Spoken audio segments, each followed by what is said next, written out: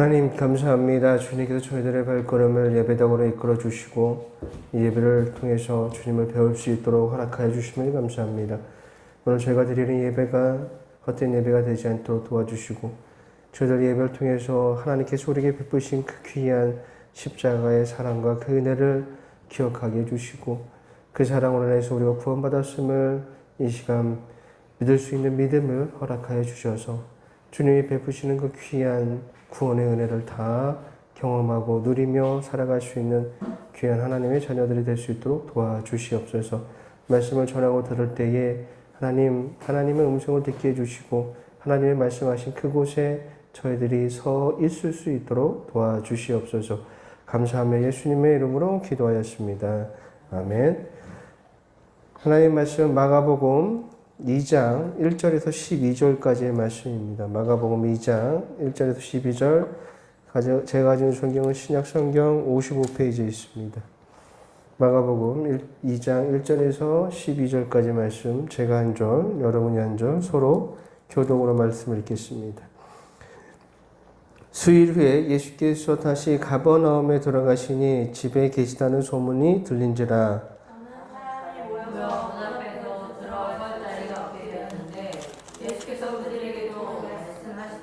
사람들이 한 중풍병자를 네 사람에게 메어 가지고 예수께로 올세 우리들 때문에 예수께 데려갈 수 없으므로 그 계신 곳에 지붕을 뜯어 구멍을 내고 중풍병자가 누운 상을 달아내니 예수께서 그들의 믿음을 보시고 중풍병자에게 이르시되 작은 자야 내 죄사함을 받았느니라 하시니 이 사람이 어찌 이렇게 말하는가? 신성모독이로다. 오직 하나님 한 분 외에는 누가 능히 죄를 사하겠느냐? 그들이 서로 이렇게 생각하는 줄을 예수께서 곧 중심에 아시고 이르시되 어찌하여 그들의 마음에 생각하느냐? 중풍병자에게 내 죄사함을 받았느니라 하는 말과 일어난 내 상을 가지고 걸어가라 하는 말 중에서 어느 것이 쉽겠느냐? 그러나 인자가 땅에서 죄를 사하는 권세가 있는 줄을 너희로 알게 하려 하노라 하시고 중풍병자에게 말씀하시되 내가 내게 이르노니 일어나 내 상을 가지고 집으로 가라 하시니 그가 일어나 그 상을 가지고 모든 사람 앞에서 나가거늘 그들이 다 놀라 하나님께 영광을 돌리며 이르되 우리가 이런 일을 도무지 보지 못하였다 하더라. 아멘. 말씀을 잠시 묵상하는 시간을 갖도록 하겠습니다.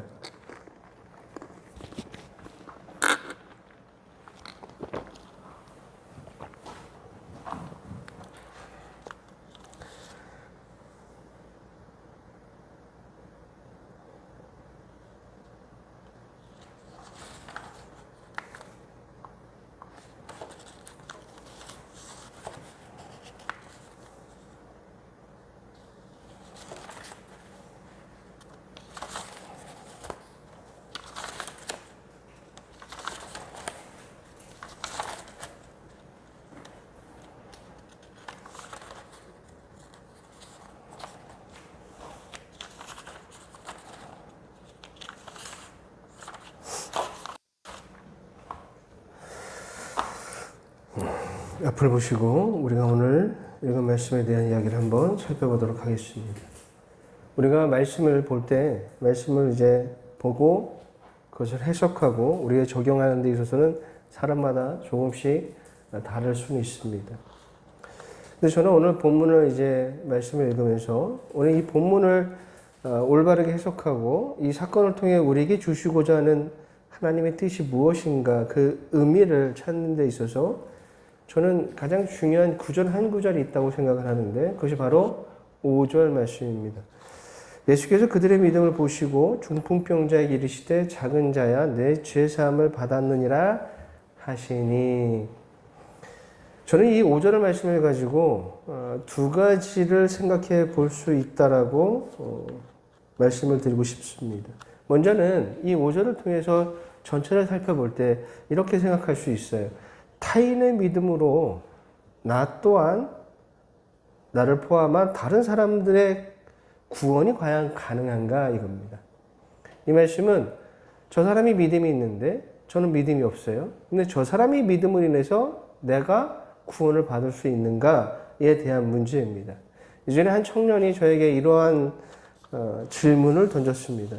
사도행전 16장 31절 말씀을 근거로 하여서 내 믿음을 통해서 내 가족이 구원을 받을 수가 있습니까? 라는 물음이었어요.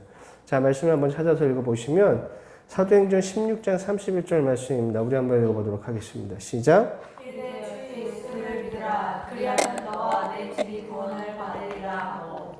아멘. 여기서 말씀에 기록되어 있기를 주 예수를 믿으라. 그리하면 너와 내 집이 구원을 받으리라 라고 말씀이 기록되어 있어요. 그러다 보니까 내 믿음을 가지고 내 가족의 구원까지 가능한가? 라는 대한 질문이었어요.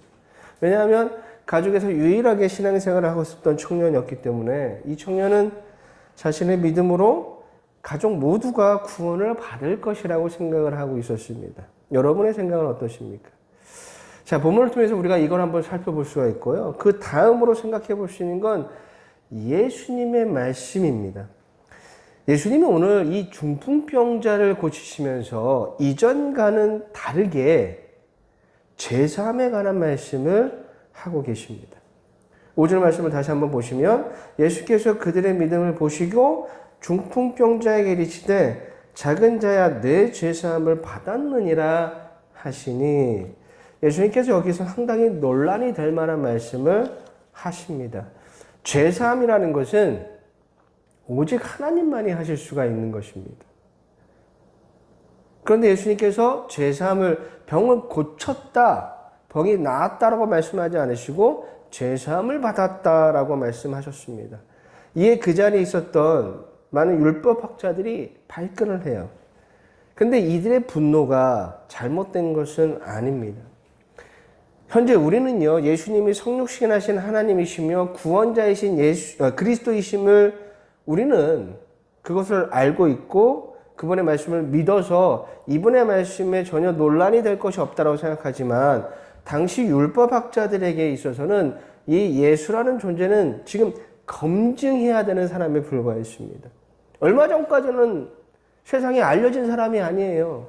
그런데 갑자기 갈릴리 지역에 나타난 한 선지자가 있다는 거예요. 사람들을 몰고 다니는. 그래서 율법학자들이 그를 검증하기 위해서 그 무리에 있었는데 그런 상황에서 예수님이 제사함을 말씀하고 있으니 이 율법학자들에게 있어서 죄사함을 얘기하는 저 예수님의 발언은 신성모독과 같은 발언이었어요. 그래서 화가 났던 거예요. 어찌 보면 상황적으로 보면 이들의 분노가 충분히 이해가 갑니다. 이들의 분노는요, 아무것도 모르는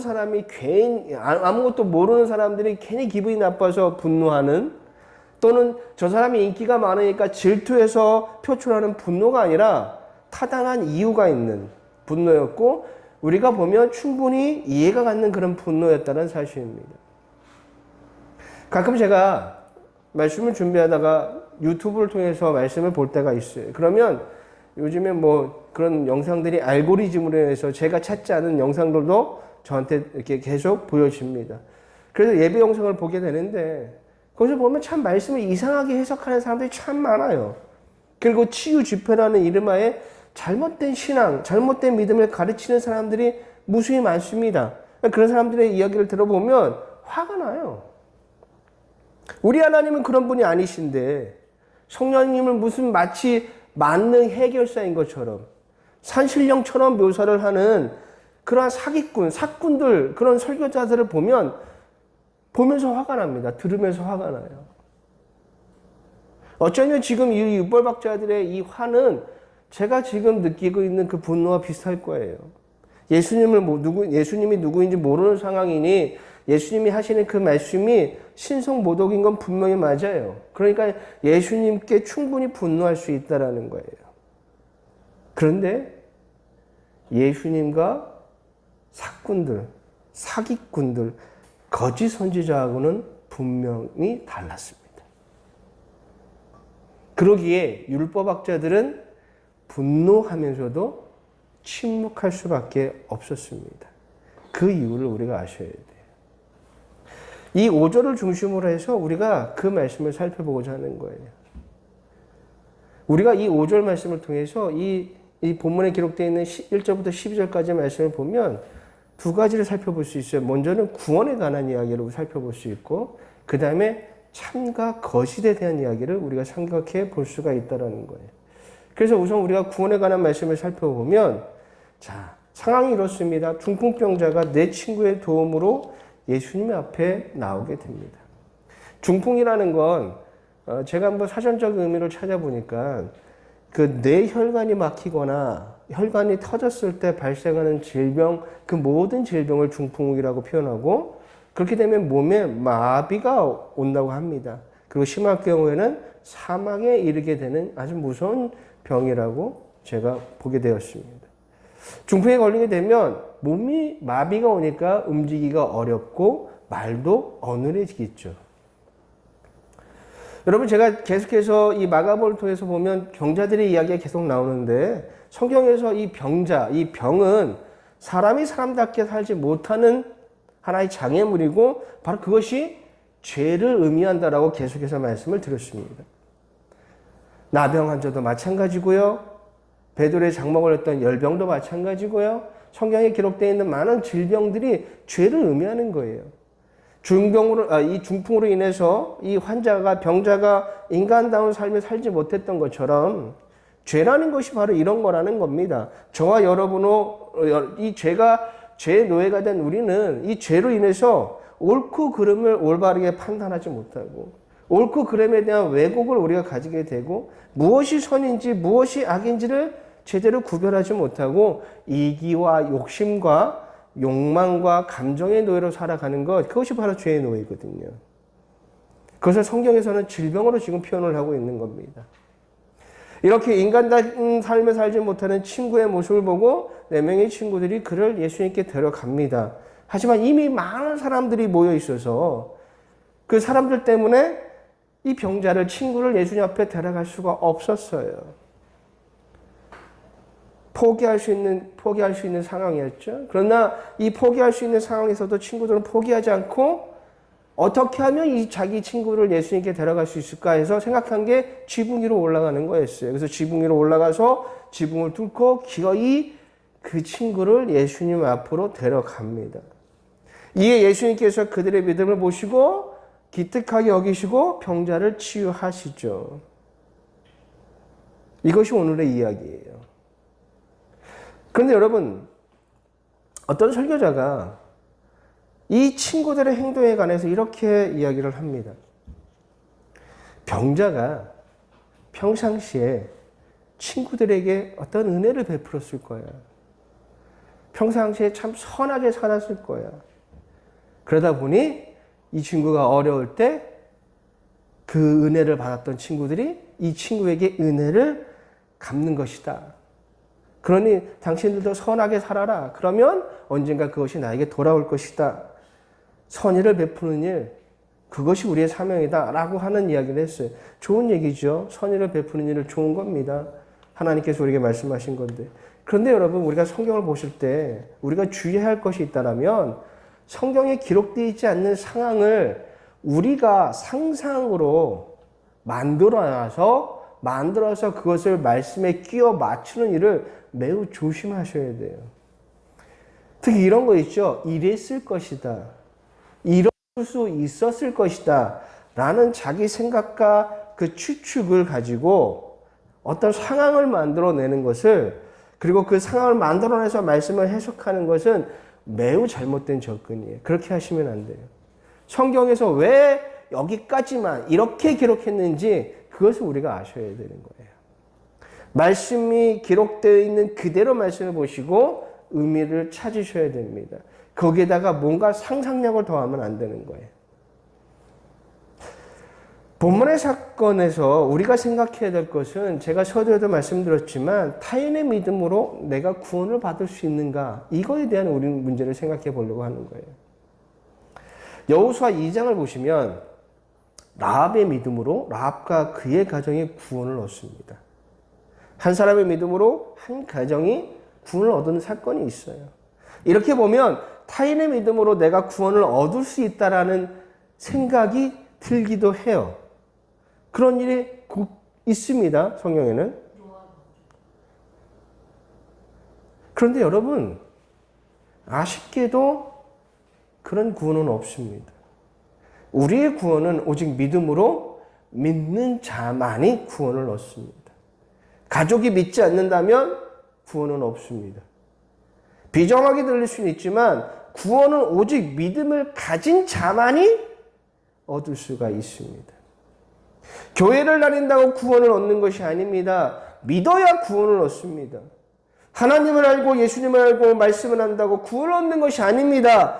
예수님을 믿어야 구원을 얻습니다. 사도행전 16장 31절 말씀 우리 아까 보셨잖아요. 나의 믿음으로 가족 전체가 구원을 얻을 수 있다라고 분명히 그 말씀만 보면 오해하실 수가 있어요. 그렇기 때문에 여러분 우리가 항상 말씀을 볼 때는 말씀 전체를 보셔야 되는 거예요. 16장 전체를 보기는 좀 어려우니까 우리가 16장 31절부터 33절까지의 말씀을 한번 보도록 하겠습니다. 한번 읽어볼게요. 시작. 예수를 믿으라. 그리하면 너와 내 집 구원을 받으리라고 주의 말씀은 그 사람과 그 집에 있는 모든 사람에게 전하더라. 그 밤 그 시간에 간수가 그를 데려다가 그 맞은 자리를 씻어주고 자기와 그 온 가족이 다 세례를 받은 후 아멘.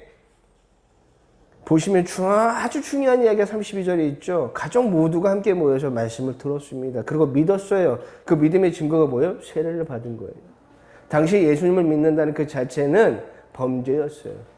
그럼에도 불구하고 이들이 세례를 받았다는 건 말씀을 믿었다는 뜻이에요. 말씀을 듣고 믿는 자가 구원을 얻는 거예요. 여호수아 2장에 기록된 라합의 사건도 마찬가지입니다. 여호수아 2장 18절과 19절 말씀이에요. 우리가 이 땅에 들어올 때 우리를 달아내린 창문에 이 붉은 줄을 메고 내 부모와 형제와 내 아버지의 가족을 다 내 집으로 모으라. 누구든지 내 집 문을 나가서 거리로 가면 그의 피가 그의 머리로 돌아갈 것이요 우리는 허물이 없으리라. 그러나 누구든지 너와 함께 집에 있는 자는 손을 대면 그의 피는 우리의 머리로 돌아오려니와. 이 말씀이 뭐냐면 숨겨진 그 정탐꾼들이 하는 얘기예요. 너희가 구원을 얻을 것인데 그 조건은 딱 하나 있어. 너와 그 너의 집에 있는 사람만이 구원을 받을 거야 라고 얘기합니다. 이에 여호수아 6장 22절과 23절 말씀이에요. 여호수아가 그 땅을 정탐한 두 사람에게 이르되 그 기생집에 들어가서 너희가 그 여인에게 맹세한 대로 그와 그에게 속한 모든 것을 이끌어내라 하며 정탐한 젊은이들이 들어가서 라합과 그의 부모와 그의 형제와 그에 속한 모든 것을 이끌어내고 또 그의 친족도 다 이끌어내어 그들을 이스라엘의 진영 밖에 두고. 상황을 보면 어떤 상황이 충분히 가시죠? 라합의 얘기를 듣고 모든 가족들, 친지들이 다 모인 거예요. 그의 집에. 그의 집 안에 있는 사람만이 구원받았습니다. 정탐꾼의 말대로 라합의 집에서 라합과 함께 모여 있었던 그 사람들만이 구원을 얻은 거예요. 말씀을 듣고 그대로 믿은 자들만이 구원을 얻은 겁니다. 이집트에서 10가지의 재앙이 벌어졌을 때 마지막 재앙이 뭔지 아시죠? 마다들의 죽음이었습니다. 그런데 이때 구원을 받은 자들이 있어요. 어쩐 자들이에요? 문설주에다가 양의 피를 바른 집은 재앙에서 벗어날 수 있었습니다. 여기 조건은요, 히브리인이냐, 이집트인이냐, 아니면 이방인이냐, 그런 게 아니에요. 말씀을 듣고 말씀대로 문설주에다 양의 피를 바른 모든 집은 구원을 받은 거예요. 말씀대로 말씀을 믿는 자들이 구원을 얻는 겁니다. 그래서 이스라엘 백성들이 이집트에서 나올 때 히브리인들만 나온 게 아닙니다. 거기에 있던 많은 이방인들도 함께 나올 수가 있었던 거예요. 그래서 본문의 말씀이 중요한 거예요. 중풍병자의 친구가 4사람이 믿음이 있었어요. 이 친구들에겐. 어떤 믿음이 있었냐면 예수님께 이 병자를 데려가면 치유할 수 있다라는 믿음이 있었어요. 그런데 많은 사람들로 인해서 이 친구를 예수님께 데려갈 수가 없었죠. 하지만 내 친구는 포기하지 않았습니다. 이 친구가, 이 병자가 예수님만 만날 수만 있다면 치유받을 수 있다는 확신이 있었기에 이 어려운 상황에도 포기할 수가 없었던 거예요. 내 친구에게는 믿음이 있었습니다. 믿음이 있었기 때문에 행동한 겁니다. 그 믿음이 뭡니까? 예수님을 만나기만 한다면 반드시 치유받을 수 있다는 믿음이 있었기 때문에 포기하지 않은 거예요. 여기서 중요한 건 뭡니까? 만나야 되는 거예요. 병자인 친구가 예수님을 만나지 않으면, 만나지 못하면 소용이 없는 거예요. 내 친구가, 이 친구들이 아무리 확신을 찬 믿음을 가지고 있다 할지라도 병자인 친구를 예수님께 데려가지 못하면 아무 일도 일어나지 않는 겁니다. 믿음은 있는데 사람들이 너무 많아. 내일 오자. 이렇게 했다면 그 친구는 치유받지 못했을 거예요. 내 친구에게 믿음은 있었죠. 근데 어려움이 있어서 하지 못하면 그냥 그걸로 끝나는 거예요. 여러분, 여러분의 가족, 사랑하는 사람, 친구, 이웃이 구원받기를 원하십니까? 여러분의 믿음이 있잖아요. 그럼 그 사람을 예수님 앞에 데려가셔야 돼요. 데려가셔서 말씀을 듣게 하십시오. 말씀을 들으면 말씀을 통해 믿음이 생기고 그 믿음을 통해 구원을 얻게 되는 겁니다. 이런 입장에서 본문의 사건을 보면 본문의 이야기가 뭘 얘기하고 있죠? 전도하는 거예요. 정말 여러분이 정말 사랑하는 이들이 구원을 얻기를 원하신다면 그들에게 복음을 전하여서 그들을 예수님 앞에 인도하라는 겁니다. 하지만 쉽지는 않을 거예요. 많은 장애물들이 여러분 앞에 놓여 있을 겁니다. 오늘 너무나 많은 사람으로 인해서 이 내 친구가 어려움을 겪었던 것처럼 우리의 전도가 쉽지만은 않을 거예요. 하지만 그 어려움을 이겨내기 위해 내 친구는 여러 노력을 했잖아요.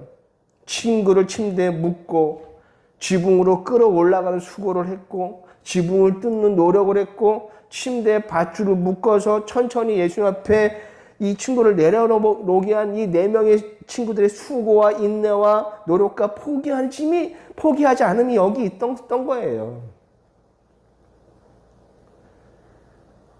우리가 나가서 복음을 전하면 상대방의 반응이 시큰둥할 수 있어요. 이런 말을 듣고 싶지 않은 친구들에게 상대방이 말을 한다는 건 쉬운 일이 아닙니다. 어려운 일이죠.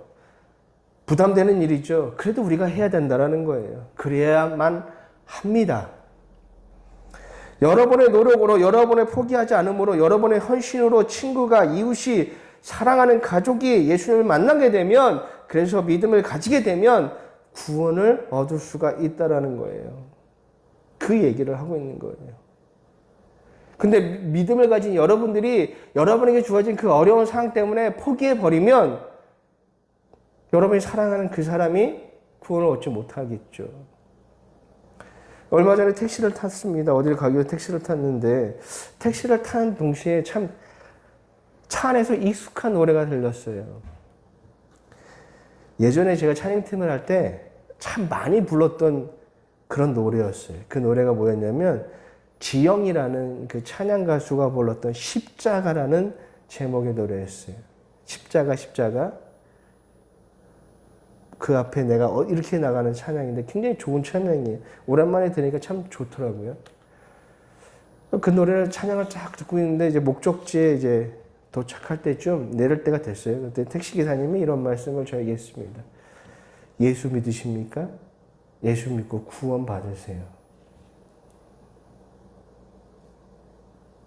참 기분이 좋았습니다. 저기서 저는 목사입니다 이런 얘기 안 했거든요. 예, 감사합니다라고 내렸어요.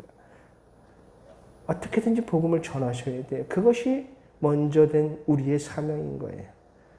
그래서 사람들이 예수님을 만나도록 하셔야 됩니다. 그래야 그들이 구원을 얻을 수가 있습니다. 우리가 복음을 전하지 않으면 우리는 지금 잘못된 신앙을 하고 있는 거예요. 복음 전하는 일은 우리에게 있어서 가장 중요한 일이 되어야 합니다. 여러분의 가족, 친구, 이웃, 사랑하는 사람이 구원을 받기를 원하신다면 복음을 전하셔서 꼭 예수님을 만나도록 하셔야 됩니다. 쉽지 않다는 걸 알아요. 많은 수고스러움과 노력과 인내와 오래 참음이 분명히 필요합니다. 그러나 그 어떤 축복보다 그 선물보다 구원이 가장 크고 가장 귀한 선물임을 저와 여러분들이 잊지 않으셨으면 좋겠어요. 자, 중풍병자를 통한 구원이 이제 우리가 어떤 건지 알겠죠? 믿음으로 내 가족이 구원을 얻는 것이 아니에요. 내가 믿음이 있다면 내 가족을 이끌어서 예수님을 만나게 해야 그 만남을 통해서 믿음을 가져야 구원 얻을 수가 있는 거예요. 다음으로 이제 제3에 관한 이 논란을 살펴보면 이전의 병자들과 다르게 치료하셨던 방식과 다르게 본문에서 예수님께서 제3에 대한 말씀을 하십니다. 이에 율법학자들이 분노하였죠. 이야기는 우리가 서두에 살펴봤습니다.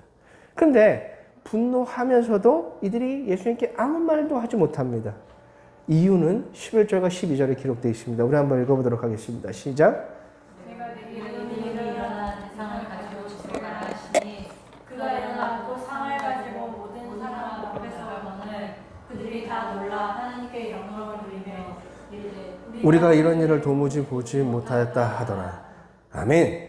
왜 말을 못했어요? 예수님이 말씀하신 그대로 이루어졌기 때문입니다.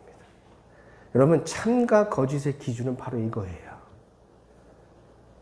신명기 18장 22절 말씀에 만일 선지자가 있어 여호와의 이름으로 말할 때에 증언이 없고 증거가 없고 성취함이 없으면 이는 여호와께서 말씀하신 것이 아니요.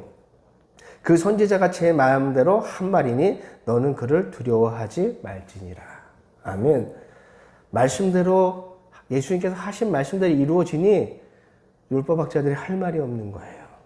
이게 참과 거짓의 기준점이 됩니다. 여러분, 진리가 뭐라고 생각하십니까?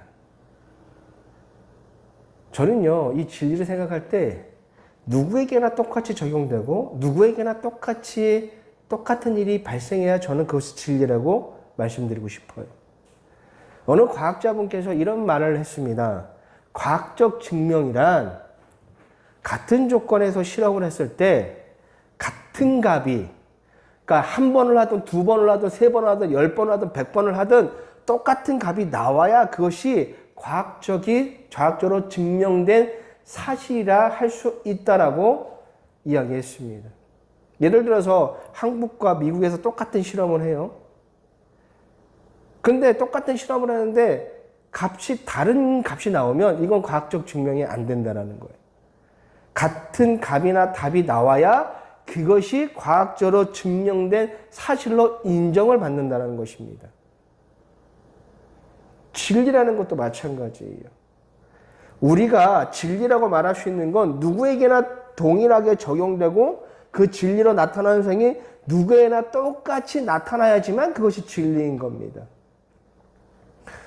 구원에 관한 진리가 이런 거예요. 예수님을 믿으면요, 인종, 성별, 연령, 학벌, 빈부, 나라, 문화와 상관없이 구원을 얻고 구원을 통해서 발생되는 모습이 똑같이 나타나게 되어 있습니다. 다르면 안 돼요. 그럼 그건 진리가 될 수가 없는 거예요. 무엇을 더 붙이고 무엇을 빼야 구원을 얻을 수 있는 것도 아니에요. 구원을 통해서 나타나는 현상도 똑같아야 됩니다. 그래야 그것이 진리인 거예요. 갑자기 왜 진리 타령 하냐고 생각하실 수가 있는데, 이런 사기꾼 같은 설교자들, 목회자들, 사역자들이 진리가 아닌 것을 진리인 것처럼 말하기 때문이에요. 병치유를 받아야 그것이 진정한 신앙이고 금전적인 축복을 받는 것이 곧 인정받는 신앙인 것처럼 말하는 사람들이 너무나 많기 때문입니다. 병치유를 받으면 좋지요. 하지만 그것이 진리가 아니에요. 우리가 찾고자 하는 진리는 거기에 있지 않습니다. 하나님의 뜻에 따라 어떤 이는요, 질병을 소유한 채로 죽을 때까지 계속해서 그렇게 살아갈 수가 있습니다. 왜요? 그 이유는 몰라요. 또한 예수님을 믿어서 구원을 얻어도 경제적으로 가난한 상태로 계속해서 머물 수가 있어요. 여러분, 구원이 꼭 가난에서의 탈피를 의미하지 않습니다. 구원을 얻으면 그 사람에게 삶의 변화가 찾아와서 게을렀던 사람이 성실하게 되는 모습이 나타나게 됩니다. 성실하지 못했던 사람이 삶을 살아가는 태도의 변화가 찾아와서 열심히 살게 되겠죠. 그러면 어느 정도의 경제적인 이득은 얻을 수는 있지만 그것이 구원의 목적은 아니라는 거예요.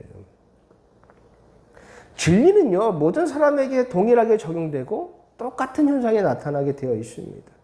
그러기에 우리가 믿음을 통해 얻게 되는 진리의 모습은 구원인 거예요. 그런데도 이 사기꾼들, 거짓 선지자들은 잘 되는 것이 소원 성취가 신앙의 핵심인 것처럼 말을 합니다. 그리고 그들이 그들이 말하는 것이 거짓인 결정적인 이유는 그들의 말이 현상으로 다 나타나지 않는다라는 거예요. 아까 우리가 봤잖아요. 신명기에서. 말한 데 이루어지지 않으면 그건 거짓이라고 분명히 성경에서 기록되어 있습니다. 그러면 11조로 빼먹지 않으면 부자가 된다고요? 이 그 말은 거짓입니다. 참이 아니에요.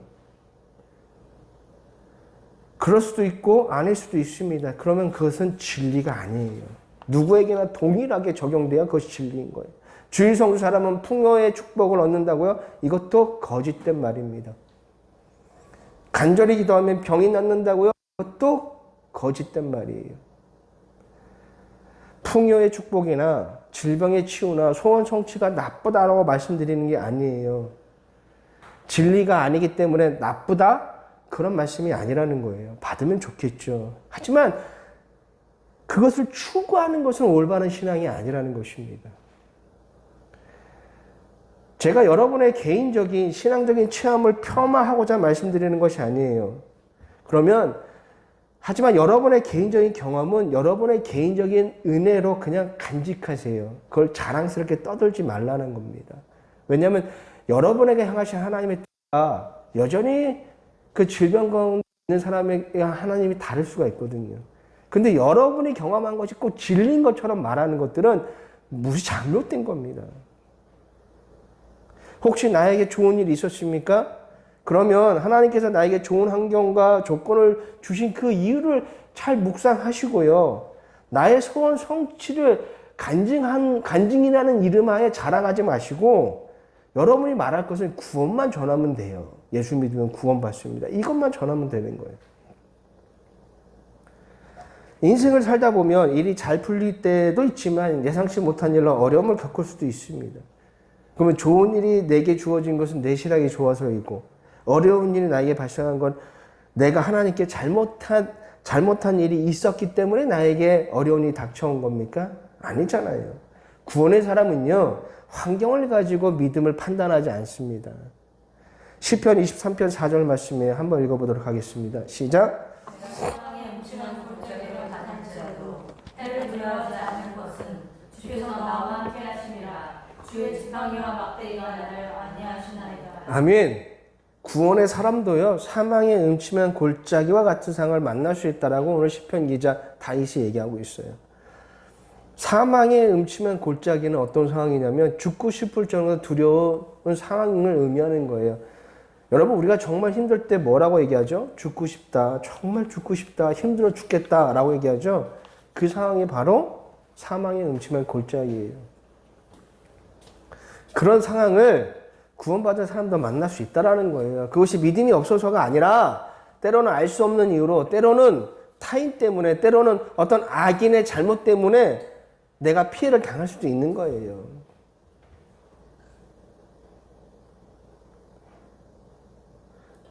구원받은 사람은 환경으로 인해서 자기 믿음을 판단하지 않습니다. 신앙이 없는 사람들이 그렇게 판단하는 거예요. 내가 뭐 좀 잘하면 하나님께서 뭐 나에게 큰 축복을 준 것처럼 얘기하고, 내가 뭔가 상황이 좀 나쁘면 내가 하나님께 큰 뭔가 잘못을 한 것처럼 얘기하고. 우리가 잘한 건 하나밖에 없어요. 예수님을 믿는 거 말고는 다른 건 없습니다. 우리가 잘해봐야 하나님 앞에 얼마나 우리가 잘하겠습니까? 그분 앞에서 보면 다 똑같아. 세 발의 피예요. 우리의 욕심을 부추기는 소리는 거짓일 확률이 매우 큽니다. 그렇기 때문에 조심하셔야 돼요. 여러분의 욕심과 욕망을 부추기고 채우는 그런 소리들은 거짓일 확률이 많다라는 거예요. 하지만 참의 소리는 거부할 수 없고 반박할 수도 없습니다. 예수님의 이 죄사함의 말씀이 율법학자들에게 신성모독으로 다가왔음에도 불구하고 그들이 반박할 수 없었던 건 그분께서 하신 말씀이 그대로 이루어졌기 때문이에요. 참이기 때문입니다. 오늘 우리가 이 5절 말씀을 중심으로 해서 오늘 본문 말씀을 살펴봤잖아요. 이 5절 말씀을 중심으로 해서 생각해 보면 이렇게 말씀드릴 수가 있는 거예요.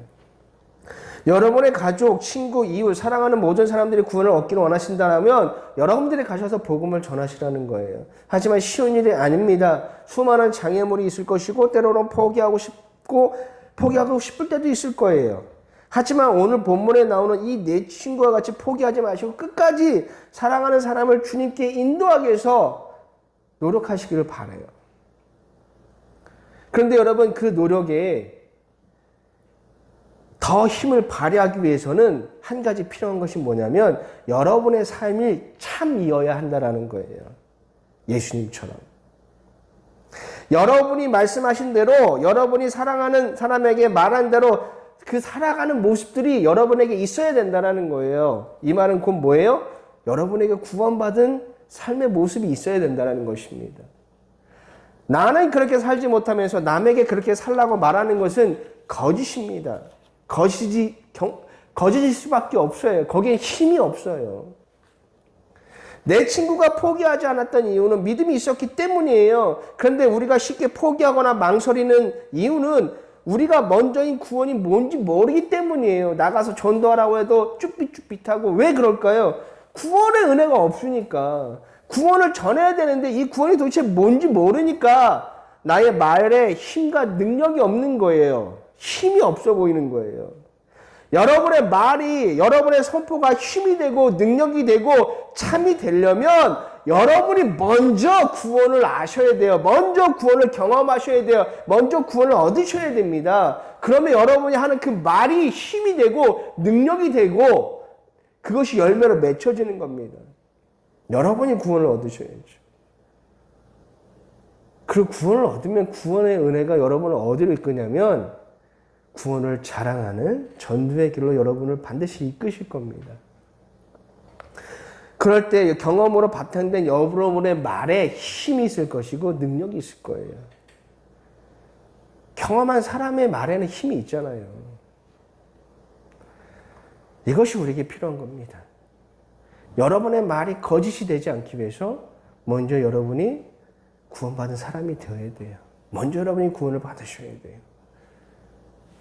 한 주간 구원이 무엇인지를 생각해 보시면서 믿음을 통해 구원을 경험하시고 구원을 전하시는 저와 여러분이 되시기를 주님의 이름으로 간절히 부탁을 드리겠습니다. 이 시간 우리 함께 말씀을 기억하며 함께 기도하도록 하겠습니다.